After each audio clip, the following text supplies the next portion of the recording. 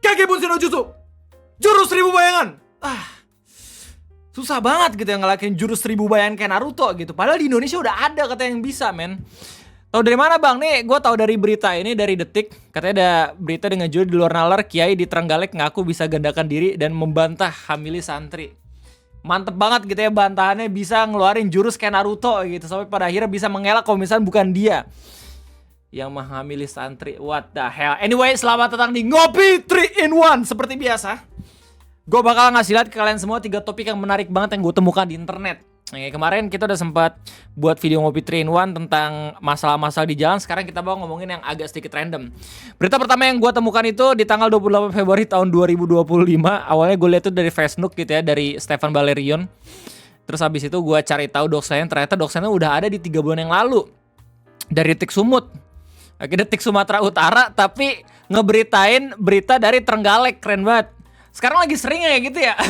Berita region mana gitu, ngeberitain yang mana gitu. Terus habis itu kita bakal ngomongin soal permasalahan ditinggal bubuk karena wamil buatan Kang Deddy Mulyadi.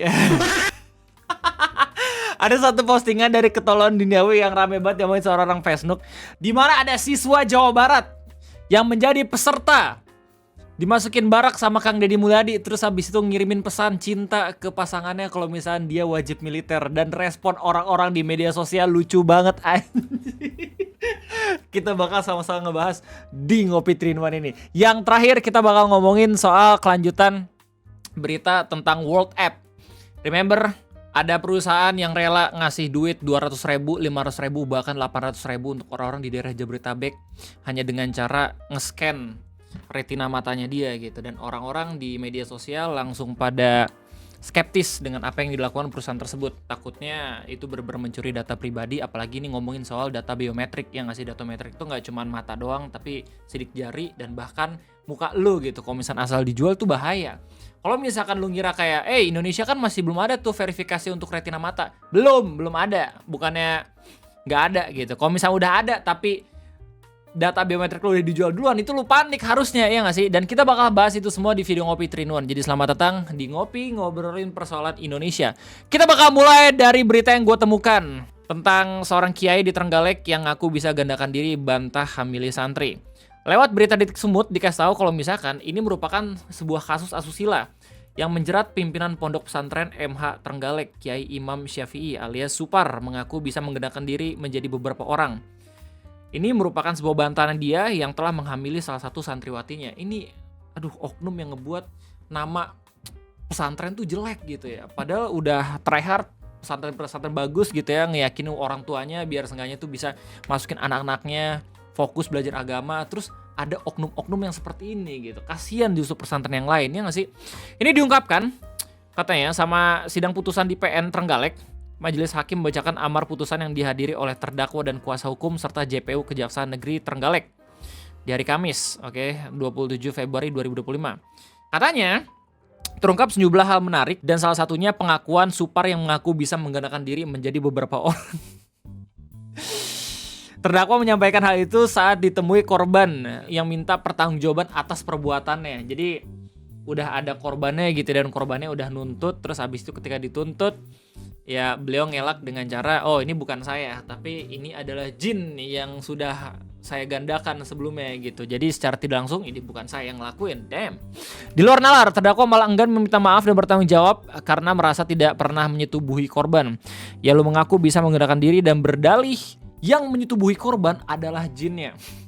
Tadi udah gue kasih tahu. Ini keterlaluan banget sih sebenarnya. Kayak pengen bener-bener lari gitu dari tanggung jawab, kentut banget. Lalu terdakwa mengatakan bisa menjadi beberapa orang dan yang melakukan persetubuhan kepada anak korban adalah ruangnya atau jin terdakwa, kata Ketua Majelis Hakim PN Trenggalek Dian Nur Pratiwi saat membacakan amar putusan dilansir Detik Jatim. Gini ya, kalau misalnya pada akhirnya dia bisa menggandakan diri, kenapa nggak menggandakan diri untuk hal-hal yang bermanfaat? Kayak misalkan jadi tukang bangunan misalkan. Jadi kan nggak perlu nyewa orang-orang gitu dalam membangun rumah. Bisa sewa jasa gitu, terus habis itu mungkin bisa kerja jadi apa gitu, terus habis itu uangnya dikumpulkan, kan lu yang untung sendiri. Ini malah ngelakuin tindak asusila. Ya kalau misalnya tuh bener bisa nggarin diri, ya nggak sih, bodoh banget. Astagfirullahaladzim. Astagfirullahaladzim, maaf. Dalam putusan itu terdakwa juga disebut melakukan kekerasan seksual. Innalillahi. Terdapat korban sebanyak 5 kali pada rentang waktu 2022 sampai 2024. Dan perbuatan keji itu dilakukan di lingkungan pesantren. Nah ini nih yang ngebuat pada akhirnya orang-orang tuh ngelihat pesantren sebagai lingkungan yang abu-abu gitu. Padahal seharusnya pesantren itu jadi tempat yang dipercaya sama orang-orang agar anak-anaknya, murid-muridnya itu benar-benar bisa fokus belajar dan juga mendekatkan diri kepada agama. Mulai dari ruang kelas hingga kamar khusus di samping mihrab masjid. Majelis hakim berpendapat perbuatan asusila itu bisa dilakukan karena adanya relasi kuasa antara pelaku dan korban. Oh iya, berarti diancam ya. Relasi kuasa dalam hal ini hubungannya secara horizontal, guru kepada murid. Dalam hal ini terdakwa adalah orang yang lebih tua daripada anak korban sekaligus guru dan pengasuh pondok pesantren. Sehingga korban tidak berdaya untuk menolak keinginan terdakwa. Meskipun terdakwa kekeh menolak tuduhan perbuatan asusila itu, namun hakim menyimpulkan, lu ngomong apa sih? Lu ngomong nggak? Hakim nggak ngomong kayak gitu. Menyimpulkan dakwaan jaksa dapat dibuktikan dan dikuatkan dengan keterangan korban, saksi, dan alat bukti.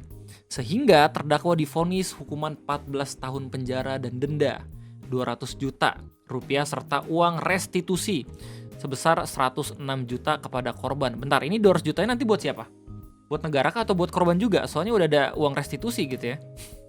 Jika sesuai batas waktu yang ditentukan terdakwa tidak membayar restitusi, maka jaksa diperintahkan untuk menyita aset terdakwa untuk dilelang. Ya, hukuman yang pantas sepertinya. Tapi kita juga tidak bisa menyimpulkan ya uang sebanyak itu apakah cukup. Soalnya korban udah dihamilin gitu ya nggak sih? Kebutuhan anaknya itu kan benar-benar sampai dewasa. Kita nggak tahu kalau misalnya kita ngomongin soal inflasi dan lain-lain. Oke, gimana tanggapan lu? Silahkan tulis di kolom komentar. Oke, soal topik yang pertama kita bakal masuk ke dalam topik yang kedua. Ini refreshing dulu lah. Kelanjutan berita tentang drama KDM Kang Deddy Mulyadi dan juga kebijakannya dia gitu ya, yang mengirimkan anak-anak nakal ke barak militer. Ternyata dari sekian banyak siswa gitu ya, ada satu siswa yang menceritakan keluh kesahnya masuk ke dalam barak. Dia langsung laporin ini ke pasangan sendiri, terus abis itu sebuah dokumentasi pesannya akhirnya berhasil didapatkan sama anak-anak Facebook dan di-share pertama kali gue lihat dari ketololan duniawi dengan caption ditinggal wamil sama bubub. Aku pamit dulu ya. Kamu mau kemana? Ke barak militer, anjay. Hai, aku izin pamit buat pergi ke barak militer. Aku tahu ini semua salah aku dan bukan keinginan aku. Dan aku minta maaf atas semua kesalahan aku yang pernah aku perbuat ke kamu. Kamu boleh rindu sama aku, tapi maaf kita gak bisa seperti dulu. Anjay, udah kayak ta'aruf. Yang rindu tinggal ketemu, tapi sekarang rindu hanya bisa melihat foto. Men, 6 bulan anjir lo LDRan. Gak kayak yang 2-3 tahun kayak orang-orang dinas ke pertambangan gitu loh. Aku yakin kamu kuat, dan aku juga yakin aku harus kuat. Anjay, nerima apa yang udah aku lakukan. Dan semangat ya hari-harinya tanpa ada aku. See you good people. Gila. Dari mulai jadi mimpi buruk generasi-generasi yang emang pengen nakal anjir, gokil dah. Cuman gara-gara kebijakan ini doang. Lu lihat komentar lucu banget men. Sumpah, soalnya yang pengen akhirnya ngebuat gua ngebahas ini adalah respon dari orang-orang gitu di kolom komentar. Kayak cintaku terhalang Deddy Mulyadi. Pengalaman aing di barak itu kayak seneng banget. Dimana tidur berdempetan. Wih, gimana? Kan gue bot. Wait, what? Yang biasanya dijauhin laki, pas di barak gue deket banget.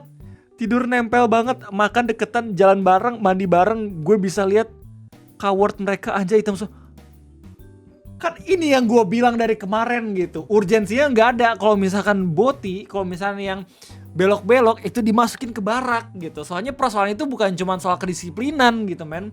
Tapi sesuatu yang harusnya tuh dicerahkan menggunakan hal yang lain selain militer. Soalnya kita juga nggak tahu kan di sana apakah mereka nanti bakal seneng atau kagak gitu loh. Dikasih pendidikan doang anjing, bukan disuruh perang. Gebarak juga bukan kayak di Korea sana harus paham plus ngapalin senjata, cuma dikasih kebiasaan baik di militer kayak gimana, kayak bangun pagi, olahraga dan sebagainya. But you're the problematic kid man. Ya lo ke barak tuh cuma pengen disiplinin, bukannya bener-bener kayak langsung dikirim ke Ukraine gitu. Anyway, itu topik kedua kita di video Ngopi 3 in 1 ini. Dan kita bakal masuk ke dalam topik yang terakhir. Ini menarik banget karena ini udah dibahas sama YouTuber commentary. Kalau misalnya gue lihat ini udah dibahas sama Kafein, ini udah dibahas sama Gudang Waifu, ini udah dibahas sama Andri TNM, dan sudah saatnya gue ngebahas gitu.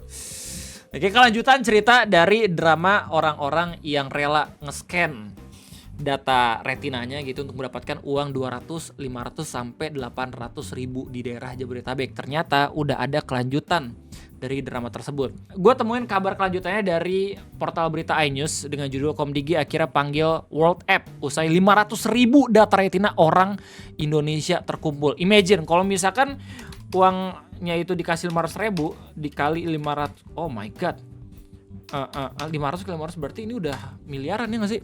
Coba 1, 2, 3, oke udah. Oh shit, udah 250 miliar men. Mereka ngelontorin uangnya. Nah buat lo semua yang gak tahu, ini tuh dibuat sama World App ya, aplikasi World. Aplikasi World ini ada 3 katanya cabangnya, World App, World Coin, sama World ID. Dan yang mencengangkannya lagi ketika gue cari tahu, ini sebenarnya aplikasi dibuat sama CEO dari OpenAI atau yang punya ChatGPT. Dimana sebenarnya mereka ngelakuin hal ini tuh pengen kayak buat seolah-olah media sosial tapi dengan data biometrik yang bener-bener real. Jadi nggak ada kemungkinan kalau misalnya akun yang dibuat di aplikasi tersebut adalah akun bot. Ya kalau misalnya dibandingin sama media sosial yang lain kayak misalnya Facebook, Twitter, terus abis itu YouTube dan lain-lain, itu kan udah ada beberapa akun-akun bot gitu ya yang emang kita sendiri tahu bahkan.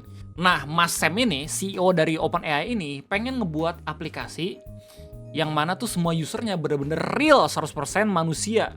Makanya butuh verifikasi mata atau verifikasi retina gitu. Soalnya dia ngeliat dalam beberapa tahun ke depan katanya mungkin beberapa media sosial bakal dikuasai nanti sama bot dan juga AI. Seolah kalau misalnya mereka itu adalah akun manusia padahal mah bukan. Cuman yang dikhawatirkan sama orang-orang di internet adalah apakah keamanan data retina atau biometriknya bener-bener aman atau kagak. Soalnya nggak cuma Indonesia dong nih yang pernah di survei sama mereka, yang di mining sama mereka gitu datanya, tapi kayak negara-negara Kenya, terus bahkan negara-negara yang emang udah disebutkan gitu dari berita yang emang dibuat sama BBC News ini, setahu gue tuh kayak negara-negara kayak Jerman, Spanyol, Argentina, Britania Raya, bahkan Kolombia gitu mempertanyakan apakah keamanan data itu benar-benar valid atau kagak. Bahkan kalau nggak salah di Kenya sendiri tuh udah disurvei dari 2 tahun yang lalu, terus sempat diblokir, terus habis itu dibuka lagi di tahun ini. Sementara di Korea itu kalau nggak salah aplikasi World didenda 12 miliar gitu karena terindikasi mengirim data ke luar negeri kayak gitu coy. Nah di Indonesia sendiri kayak gimana Bang Ray? Di Indonesia sendiri kita punya Komdigi yang akhirnya itu ngeblokir bisnis atau verifikasi scan yang dilakuin sama World App gitu, sampai pada akhirnya mereka ngurus izin administrasi dan juga ngejelasin secara rinci gitu ya ini datanya buat apa. Bahkan Komdigi sendiri itu minta WorldCoin untuk menghapus 500 ribu data retina yang pernah mereka survei di Indonesia, dan menurut gue ini wetek banget sih. Makanya kita bisa ngeliat sedikit langkah konkret gitu dari pemerintah untuk menjaga data biometrik kita itu. Meskipun kalau misalnya kita pikir-pikir sebenarnya gitu ya, yang problematik itu nggak cuman kebijakan doang yang tiba-tiba tuh bisa leluasa ngebuat WorldCoin ini asal ngesurvei gitu, tapi orang-orang Indonesia juga yang ngasih secara sukarela dan dapat 800 ribu gitu. Ya ini menurut gua ada PR yang lebih berat lagi gitu buat pemerintah, seenggaknya untuk ngasih tahu ke orang-orang kalau misalnya data pribadi itu penting. Gak semuanya orang-orang seperti di Indonesia mengerti kalau misalnya data biometrik itu sangat amat sensitif yang harus dijaga gitu. Ironi menurut gue kalau misalnya pada akhirnya cuma sedikit orang-orang yang tahu kalau misalkan data pribadi itu benar-benar harus di-keep. Dan kalau misalnya pada akhirnya disebarkan sama orang-orang di media sosial tanpa konsen, itu jatuhnya doxing, dan itu benar-benar udah masuk ke ranah hukum. Semoga Komdigi gak cuma melindungi data pribadi kita doang gitu, tapi juga data-data para aktivis yang sempat direcokin sama buzzer-buzzer setiap kali mereka berisik di media sosial. Dan dari berita ini, gue jadi ngelihat kalau misalkan ya yang namanya perusahaan AI gitu ya, mining data ini benar-benar problematik banget gitu. Apalagi sekarang udah dalam tahap dimana mereka coba pengen ngambilin data-data retina, ya nggak sih? Nah ini yang pada akhirnya membuat protes dari para artis, para ilustrator, seniman digital tuh valid gitu tentang bagaimana AI itu nge-scraping data, ya nggak sih? Harus ada kejelasannya gitu men. Ya sih. Jadi itulah 3 topik yang udah gue kasih tahu ke lo semua tentang hal-hal yang gue temuin di internet. Gimana tanggapan kalian semua? Silahkan tulis di kolom komentar. Sekali lagi terima kasih banyak udah mendengarkan yapping gue. Jangan lupa like. Oke men, ini viewsnya bisa sampai 2000, lu like cuma 500 gitu. Tapi gak apa-apa. Thank you banget yang udah nonton juga. Sampai jumpa lagi di next video ngopi. Bye-bye.